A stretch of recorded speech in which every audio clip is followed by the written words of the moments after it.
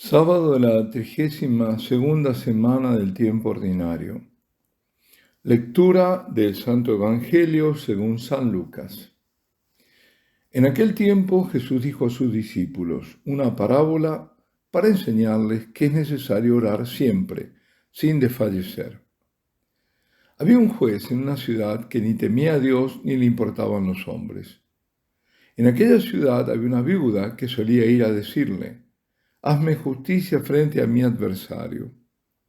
Por algún tiempo se estuvo negando, pero después se dijo a sí mismo: «Aunque ni temo a Dios ni me importan los hombres, como esta viuda me está molestando, le voy a hacer justicia, no sea que siga viniendo a cada momento a importunarme». Y el Señor añadió: «Fijaos en lo que dice el juez injusto, pues Dios no hará justicia a sus elegidos que claman ante él día y noche. O les dará largas. Os digo que les hará justicia sin tardar, pero cuando venga el Hijo del Hombre, ¿encontrará esta fe en la tierra?». Palabra del Señor. Debería quedarnos muy claro que rezar no es cuestión de ir al encuentro de sensaciones, que rezar no es buscar gratificaciones, ni tampoco respuestas inmediatas. Porque muchos son los que se desaniman porque dicen no ser escuchados sin ponerse la pregunta si realmente piden algo que es bueno para ellos, o si piden algo que sí es bueno, pero no piden ni hacen nada para cambiar ellos mismos y ser merecedores de lo que piden. Muchos se quejan que Dios no les atiende sus súplicas. Inmediatamente dejan de rezar, que en el fondo son excusas, ¿no? Varios se ponen ante Dios con exigencias y ya la actitud inicial es totalmente errada, porque a Dios se va con humildad y sumisión a su voluntad. Estar dispuesto a someterse a la voluntad de Dios y no con pretensiones o caprichos. Otros se acercan con ánimo inconstante. A Dios debemos pedirle todo lo precioso de lo que carecemos o que es insuficiente, como amor, como fe, como sabiduría. Y a propósito de sabiduría y de inconstancia en la oración o de vacilaciones, bueno es recordar qué dice el apóstol Santiago el Menor, el autor de la carta de Santiago, pariente del Señor, primer obispo de Jerusalén. ¿Qué dice sobre esto? Escribe Santiago: «Y si alguno de vosotros carece de sabiduría, pídasela a Dios, que da a todos generosamente y sin reproche alguno, y Él se la concederá. Pero que pida con fe, sin titubear nada, pues el que titubea se parece a una ola del mar agitada y sacudida por el viento.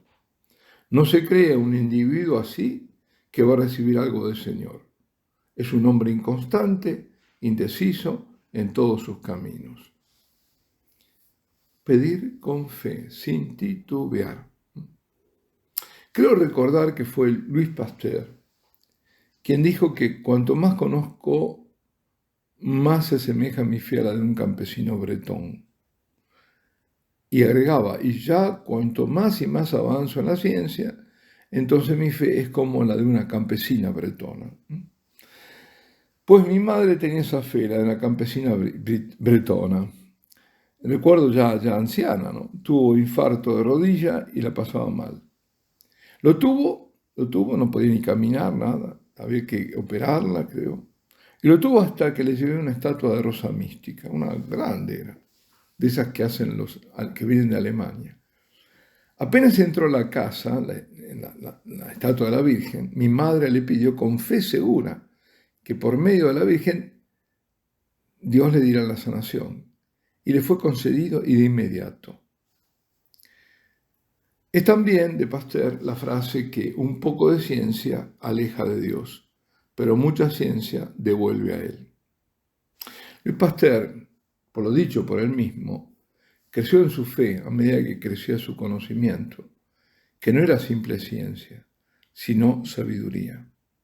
Él fue uno de los fundadores de la microbiología y el descubridor de la vacuna, aquellas sí que eran vacunas, contra la rabia. Me dan ganas de decir, estas sí que son rabias. La pasteurización de los alimentos se deben a él también, ¿eh? Leche pasteurizada, bueno, es un método de él. Fue un investigador excepcional. Abrió caminos, descubrió la isomería óptica. Oh, dirán, ¿qué es eso?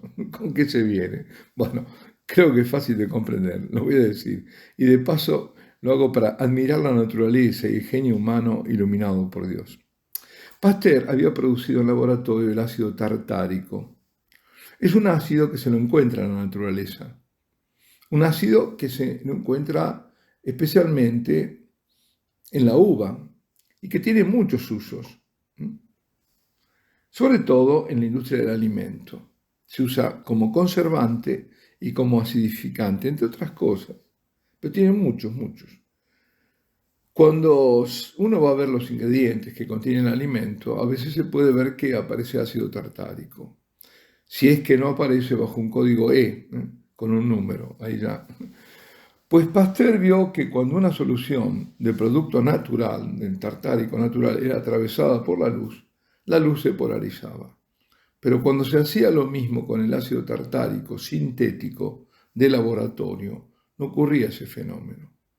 Aun cuando la composición química era exactamente la misma, es la misma. Cuando examinó al microscopio los cristales, vio que las formas de uno y otro mostraban una diferencia. Eran iguales, pero diferentes. ¿Cómo es esto? Bueno, como son la mano derecha de la izquierda. Eso es lo que pasaba. Una forma cristalina era imagen especular, es decir, imagen como de un espejo de la otra. Interesante, ¿no?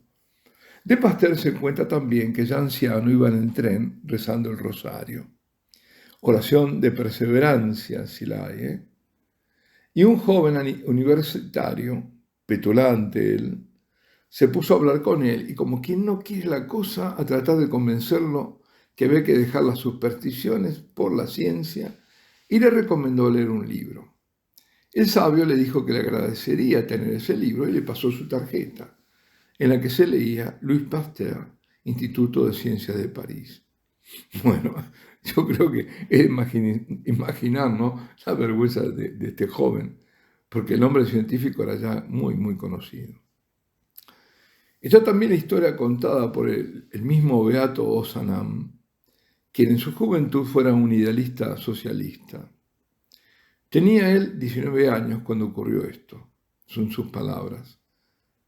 Un día, triste y abrumado de problemas, entré en la iglesia San Esteban para sobreponerme y levantar el ánimo. La iglesia estaba en silencio y casi vacía. Arrodillado humildemente delante del altar estaba un hombre, sumergido en la oración del rosario. Acercándome pude reconocer a Ampère. Después de contemplarlo unos momentos me retiré, profundamente conmovido y más cerca de Dios. André-Marie Ampère es el descubridor del electromagnetismo y a su nombre se debe la medida de la intensidad eléctrica, el amperio, ¿no? Ozanam solía decir que el rosario de Ampère le había movido y convencido más que 1000 sermones. La importancia, además, del testimonio, ¿no es cierto? Y de la humildad, el testimonio humilde, es todo un sabio ahí, con su rosario, solito, arrodillado. El rosario es modelo de oración insistente, perseverante, de fe en Dios y en la poderosa intercesión de María Santísima. Esa oración es pero muy agradable a Dios. Es agradable al Hijo, que escucha la oración que Él nos enseñó. Y el saludo del ángel a su madre cuando Él se encarnó. Y a las bendiciones de Isabel, que llena del Espíritu Santo, dirigió a su madre y a Él mismo.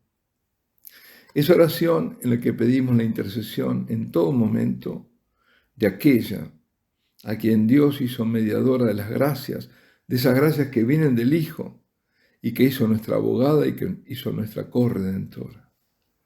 Sí, hay que convencerse, porque el Señor nos lo dice. Dios es juez justo y atiende a nuestras súplicas cuando vienen del corazón. En este Evangelio, el Señor, después de haberles presentado la parábola y diciéndoles que si así se comportó el juez injusto, que atendió el pedido para no verse importunado ante tanta insistencia, siendo en cambio Dios juez justo, no hará justicia a sus elegidos que claman ante él día y noche, o les dará largas. Os digo que les hará justicia sin tardar. O sea, el Señor comenzó enseñando cómo se debe orar, con insistencia, con perseverancia, para terminar con los elegidos atribulados que claman justicia a Dios, acabar con la iniquidad, con las perversiones, con la apostasía, con el crimen, con la corrupción, con lo que están haciendo con los niños. Sí, Dios hará justicia sin tardar y da a entender que esa justicia es la restauración de todas las cosas, la venida del reino con su venida, porque a continuación agrega, pero cuando venga el Hijo del Hombre, encontrará esta fe en la tierra. Y volvemos a lo de estos días, el regreso del Señor y los signos anticipatorios. Esos signos que ya veía el Papa Pablo VI, ya al final de su pontificado, en el último año, es decir, 43 años atrás, lo veía. Y le decía a su amigo Jean Guiton, hay una gran perturbación en este momento en el mundo y en la iglesia. Y lo que está en cuestión es la fe. Ahora me ocurre repetir aquella frase oscura de Jesús en el Evangelio de San Lucas. Cuando el Hijo del Hombre vuelva, encontrará aún la fe en la tierra. A veces releo el Evangelio del fin de los tiempos y constato que emergen en este momento algunos signos de este fin. Estamos hablando de 43 años atrás. Estamos próximos al fin. Esto jamás lo sabremos, sigue diciendo el Papa. Hay que estar siempre prontos, pero puede aún durar mucho tiempo. Cuando considero al mundo católico, lo que me llama la atención es que dentro del catolicismo parece a veces predominar un pensamiento de tipo no católico. Y puede ocurrir que este pensamiento no católico mañana se vuelva el más fuerte. Aquí lo tenemos. Y dice, es necesario que subsista un pequeño rebaño por más pequeño que sea. Está todo dicho. Son palabras de un papa que se lo acusa de debilidad ante el modernismo, justamente el pensamiento no católico. Incluso se lo acusa hasta de favorecerlo. Pues está todo dicho, porque lo tenemos aquí. Dios nos permita, nos conceda ser el pequeño rebaño. Para esto tenemos que ser muy humildes y muy fieles a Cristo. Alabado sea Jesucristo. Y la bendición de Dios Todopoderoso, Padre, Hijo y Espíritu Santo, descienda sobre vosotros y permanezca para siempre.